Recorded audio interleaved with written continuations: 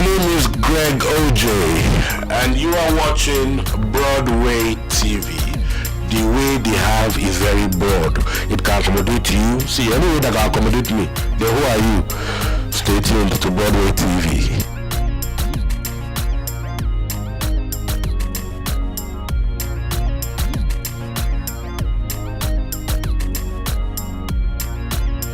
My name is Greg Ojeh. I'm an actor, a voiceover artist, an X+ size model, and an events compere.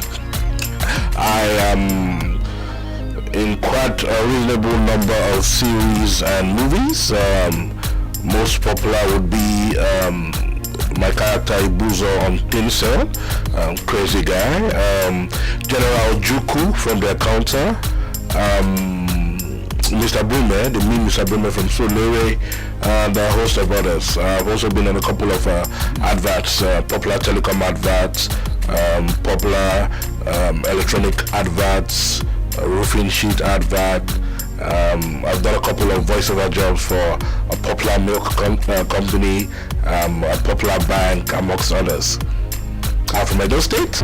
I'm a graduate of business administration.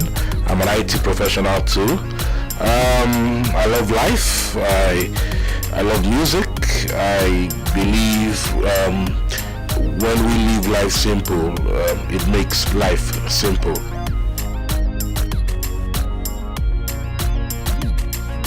Well, growing up, my childhood, I think it was fun. I am the only son, so I enjoyed a reasonable level of pampering and attention. I think I almost got spoiled. I almost got spoiled, but I'm too much of an adventure seeker to remain relegated. I went to pretty nice school. My mom is a teacher, and my dad was a banker, so life wasn't too bad. I would learn in school and learn from my mom. She was the one who actually developed the artistic part of me, being a literary major herself. We had this shelf at home with all sorts of books, Shakespeare classic to great Nigerian writers, Chinua Achebe and the rest, poems, anthropologies, different stuffs were out there. And at some point, I always found myself going there to pick a book and read. So that really helped me appreciate art as a whole and help build my IQ. I also had a dad who loved and appreciated education, so it was always paramount that we were educated and we faced our books. They weren't too strict, they were pretty liberal. Yes, we had our playtimes and we had our book times. If you were using your book time to play, you're in trouble. When I sleep downstairs, then every kid, I'm sure it happened to you, you know the sound of your daddy's car, mommy's car. So from 20 miles, you're peeing, you don't bother checking, run away, just go straight home, dust your feet, wash your face, and carry a book and, start pretending to read or something. I think I had a pretty normal childhood, nothing out of the ordinary.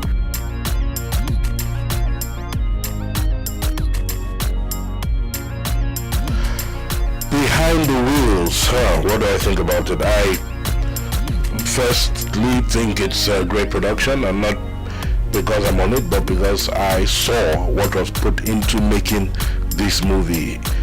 From top to bottom, everything was perfect.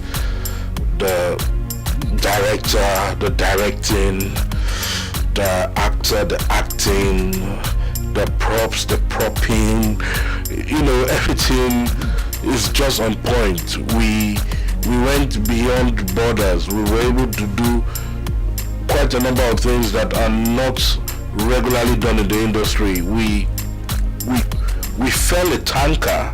We set a bus aflame. We set a human being aflame. Yes, Behind the Wheels did that. I am glad that I'm on this project that x-rays the other side of tanker drivers, which many of us do not see. We have labeled those tanker drivers as irresponsible people, always in a hurry, terrible, heartless human beings. But yes, I agree that we have bad eggs in every organization. There are some of these drivers who really are not who they are because that is how they are made, but because they work under extreme conditions and they have extreme factors working against them. This movie will be able to explain what I just said better. It will show you what some of these people have to go through and why at the end of the day you see them trying to meet up targets. You see them living lives we think isn't the best, but we just have to understand with them and at the same time try to reorientate them and ourselves. That is what this film will do.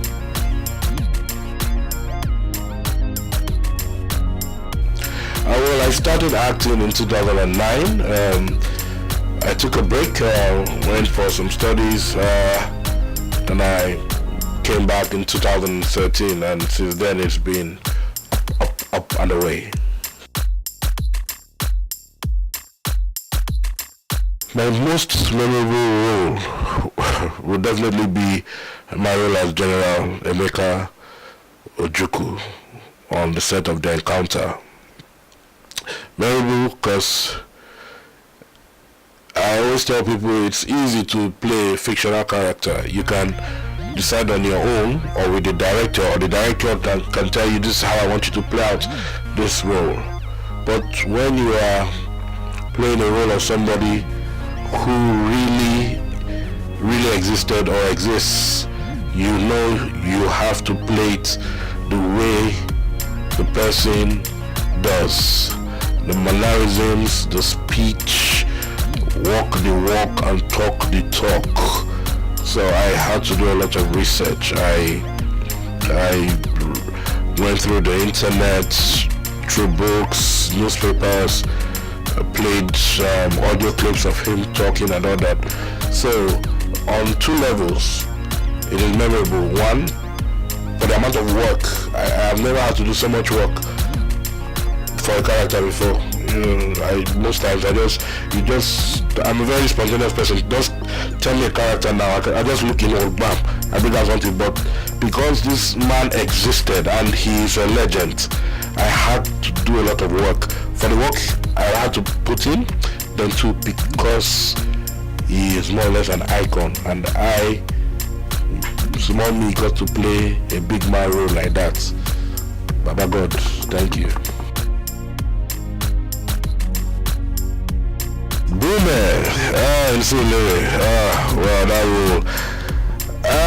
Getting into that character, I never had to close my eyes and think of all the nasty lecturers I'd ever met. I think I've been to about 3 higher institutions of one kind or the other. Yes, we all have that strict uncle or aunt. We have the street bully, the school bully.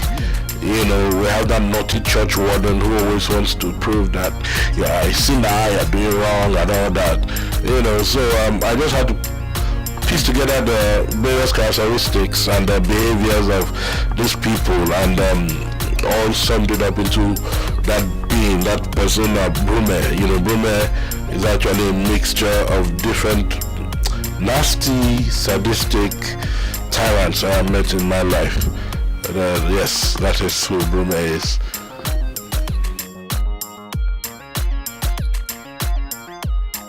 Yes, I made mention about being bullied as a kid, So at some point, when I got to SS, was it 1 or 2, I was made a prefect, and I felt it was time to pay back, having a cane in your hand and being a senior, like, yes, all my bullying days are over. For every senior that bullied me, a junior will suffer. God forgive me, I think I did for a while.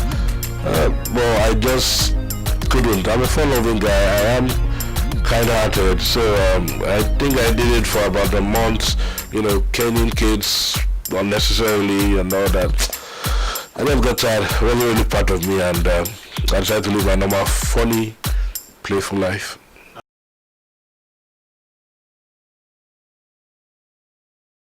The girl leave because of my weight. No, probably all the girls I've ever been with came thinking that I had nothing to bring to the table because of my weight, and I shocked them. I dismayed. I think all my relationships I broke on very amicable terms. I speak to some of them are married now, probably all of them are married, have kids. We talk, I just this very stubborn one. I don't talk to evil, but no. Nobody has ever left. Nobody has ever left it because of my weight. I'm too good in many other aspects for them to run. It's funny, you see a big guy and you automatically think, we're sluggish, everything is, because we're big, some things are small, some things are inactive, we are inactive, we're docile people. I learned a while back when there was this period I really wanted to lose weight. I was reading books, I was on the internet, this kind of food, and I realized that you actually, being slim does not mean you are fit. Being slim does not equate being fit. There are a lot of slim people back then who would ask me, man, how do you do this thing? We won't go to the club, I'm dancing, and one slim guy dances for 1 hour and the next thing he has collapsed. But I go all night long, the same way I go all night long in other areas. Fat is stored up energy. Sometimes this energy, when properly channeled, can last you quite a while.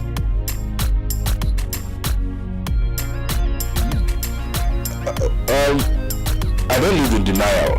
Okay, I am plus size. I know it. I know it has its health risks and all that.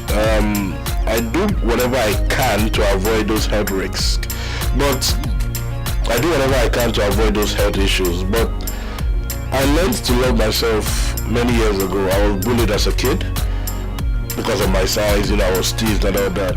As a kid, I was teased and bullied about my size. I had my fair share of depression and sulking and all that. But at the end of my life, I realized I was in a body that didn't hinder me. I dance. I actually have a belt in karate, which I did with my size. I can dance all night. I can run. You see some of my movies. I fight. I run in my movies.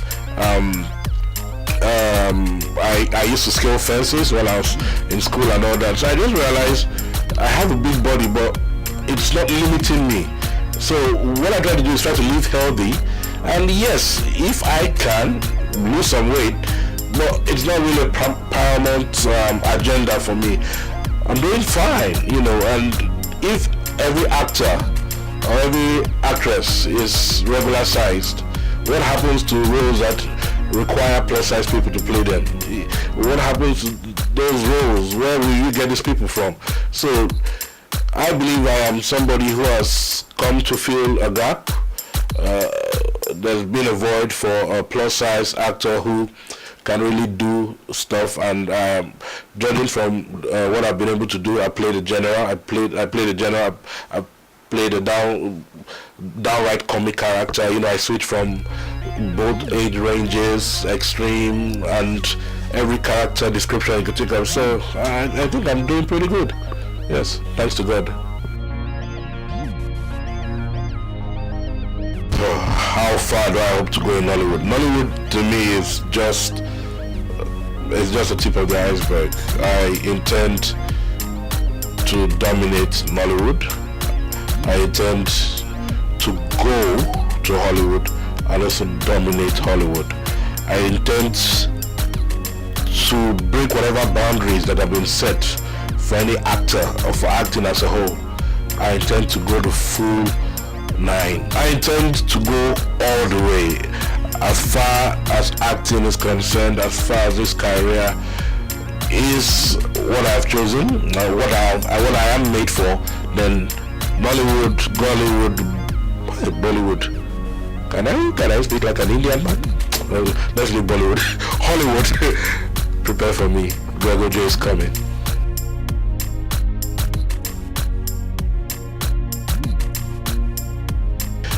Production. Hopefully, I intend to start producing as soon as I get all the requirements. I'm an actor who loves being on good jobs, who loves having things done right. So I realized that producing anything with those standards in mind would require top-notch planning and of course finance. So when I have the finance or the investors right, when I have everything I believe I'll need to work with, I'll go into production. I'm sure that's pretty soon by the grace of God. Yep.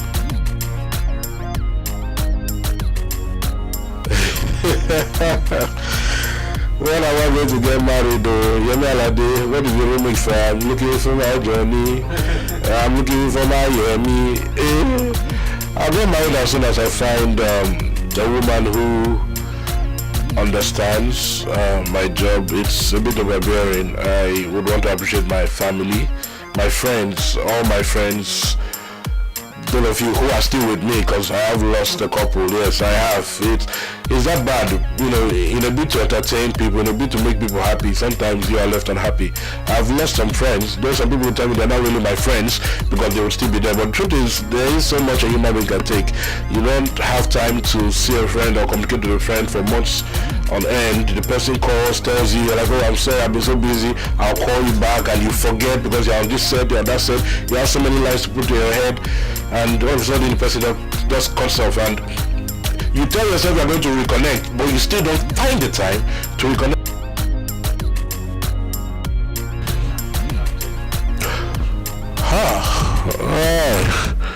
Yes, I just can't solve the cost problem. Well, we have a lot of beautiful women in the industry. I am attracted to Casey, Agent Olu. I find out she's a very, very beautiful and talented actress, physically and every sense. The same applies to Catherine Obiang.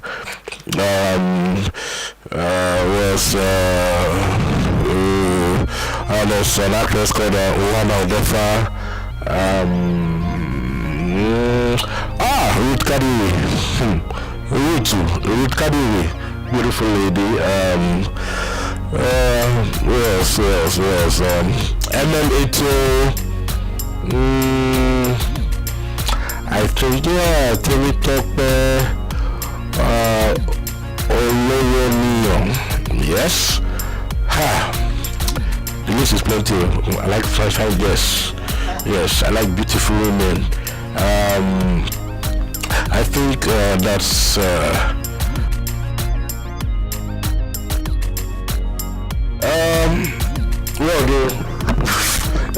the funniest one is I use black power, I use voodoo. Some people have the opinion that I have risen too fast in my career. I am of the opinion that I have risen slowly because I serve a living God who can make things turn around with a snap of his fingers, which takes probably a second. So I believe serving him, I should have by now catapulted to the top of the tree. But I am grateful for how far he has brought me now, and I never fail to give him more glory. I'm no saint, but I will never fail to say, God, thank you for the success I've achieved. No juju can bring this kind of success. If you move faster than you've been planned to, you will fall faster than you did move or rise in the first case. So this is a journey that has been orchestrated by God, not by juju, not by black power.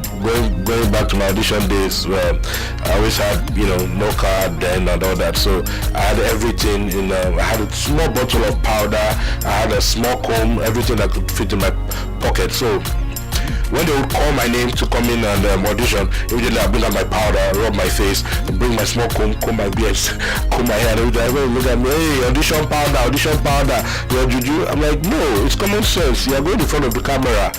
The camera needs to see a fine picture. Basically, makeup, that's why we have makeup people on set.